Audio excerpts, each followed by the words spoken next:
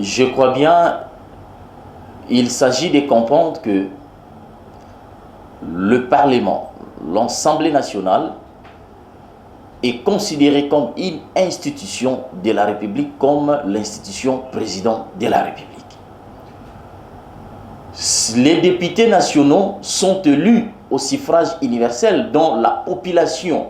Ils sont considérés comme l'émanation du peuple au sein de cette institution pour représenter la République et défendre, répondre, chercher à parler au nom du peuple par rapport aux difficultés. Lorsqu'il y a des policiers, de qui que ce soit, je ne sais pas moi, des militaires ou policiers, je vous dis, légèrement, c'est une difficulté par le fait que cela ne répond pas comme il faut. Chaque institution a ce que nous appelons la séparation des pouvoirs. La pratique parlementaire, c'est des coutumes. Lorsqu'un député est empêché de pouvoir accéder à l'hémicycle, il faut se poser la question, il s'agit de quelle constitution? Donc c'est là, c'est une difficulté. Donc les députés nationaux ont l'obligation de se présenter dans l'hémicycle.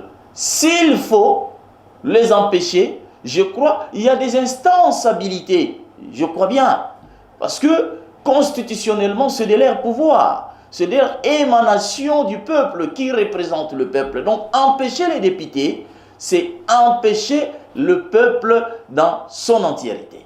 Je ne suis pas le porte-parole de l'UDPS, mais je ne crois pas que l'UDPS peut faire ses aventures.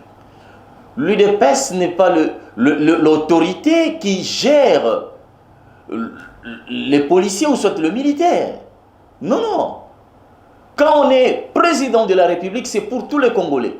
Quand on est ministre, c'est pour tous les Congolais. L'UDPS étant parti politique, je ne pense pas, au moins qu'il y ait d'autres choses, je ne pense pas, étant UDPS dans une coalition responsable, d'une expérience que nous traversons la mer Rouge, donc pour dire que non, voilà, l'UDPS a envoyé des gens pour essayer de barricader la route aux députés. Or, ceux qui sont venus, ils ont porté des tenues. Je ne pense pas que l'UDPS, ils ont des tenues de policiers pour faire ces histoires-là. Malgré, je ne suis pas le porte-parole de l'UDPS. Voilà la compréhension limpide, étant journaliste, de dire à l'opinion, ce n'est pas les partis politiques qui gèrent les policiers, et il y a ceux-là qui gèrent les policiers. Je crois tous, nous sommes dans une douleur, de la tristesse. Et cette douleur ne nous permet pas de pouvoir avoir la joie comme on est dans une fête. C'est un grand, beaucoup de respect. Il a servi la République. C'est un grand serviteur depuis le président Mobutu. Il était toujours là.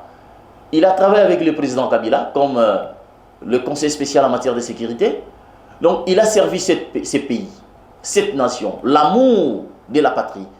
Donc cette nouvelle, ça a glissé légèrement, je vous dis, ça boustifiait même beaucoup de choses. Et politiquement, nous avons perdu un grand. Donc, à la famille, nos sincères condoléances, parce que c'est une situation sociale qui frappe toujours avec beaucoup de difficultés. Donc, même à la famille politique, je dis nos sincères condoléances et courage, c'est ça, c'est Dieu qui donne et c'est Dieu qui reçoit. Parce que nul ne peut rester éternel. Mais quand c'est arrivé, mais ça nous fait mal, mais on n'a pas le pouvoir de demander à quelqu'un de se réveiller. Donc voilà, c'est vraiment choquant, je vous dis sincèrement. C'est choquant, c'est un modèle que je vous dis sincèrement. Mais nous ne pouvons pas être précoces de vous parler de la condamnation du président national de l'Union pour la nation congolaise, étant un homme d'État avéré, un grand responsable politique qui gère un grand parti politique. Je ne pense pas ici, sur ce plateau, vous dire que les juges ont déjà condamné le président national. Laissons la justice, laissons les juges de faire leur travail. Nous attendons le produit. Vous avez suivi vous-même la plaidoirie. Est-ce que le président Vital Kamerhe, il y a eu les éléments de droit de preuve parce que devant le tribunal, moi je ne suis pas juriste, mais le fait de rester à côté des juristes, on devient juriste. Voilà encore un élément important parce que sur le plan pénal, c'était une affaire, la matière était pénale. Est-ce qu'on a brandi les preuves réelles au président national de l'Union pour la nation congolaise? Il est accusé de quoi? Ce sont des questions à poser. Mais étant donné que la justice fait son travail avec toute égalité, toute responsabilité, toute indépendance, l'INC ne peut rien faire. D'aller dire à la justice, de pousser à la justice, c'est à la justice de prendre la conscience de la véracité, la conscience de l'indépendance, de faire le travail que la République attend. Parce que la République n'attend pas que non, voilà, il faut condamner X par quoi que ce soit. La République attend voir, parce que l'opinion a vu comment le procès était déroulé pendant le moment de la plaidoirie. L'opinion a vu pendant l'instruction comment les témoins X, comment le président national de l'Union pour la nation congolaise avait parlé. Et jusque-là, nous nous attendons maintenant, c'est au juge de nous brandir, de faire un jugement dans l'équitabilité. Et cette équitabilité, c'est pour dire, c'est à lui la responsabilité. C'est au juge, soit au tribunal. Voilà.